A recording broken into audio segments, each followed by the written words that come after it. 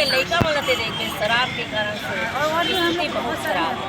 घर के महिला मन रोवा थे, आत्महत्या करे बर तैयार हो जाते। स्थिति अब तक खराब है कि हमन ला आगे आयल पड़े। हमन तो खुद चाहतन कि अपन घर परिवार बहुत अच्छा हो, लेकिन का करन स्थिति अतः खराब है।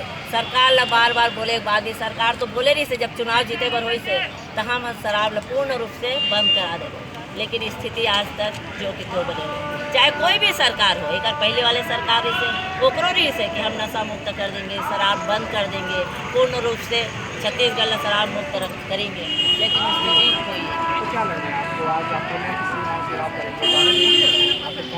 हम अपने तरफ से तो कोशिश करेंगे, है ना। बाकी उसके ऊपर, क्योंकि वो तो अब शासन का ये है, शासन के लोग लगे हुए हैं, तो हम तो अपने तरफ से पूरा कोशिश करेंगे। पास में ही है, आपके बगल में ही मुख्यमंत्री जी का कार्यक्रम हो रहा है, तो मिल लीजिए, आप लोग मिलने की कोशिश करें। बिल्कुल मिलने की कोशिश करेंगे, लेकिन वहाँ जाने की तो हम कोशिश करेंगे, और वहाँ कहाँ तक सफल होते हैं। ठीक है, परिचय बताएं। मैं मालती परगनिया, छत्तीसगढ़ी समाज अध्यक्ष।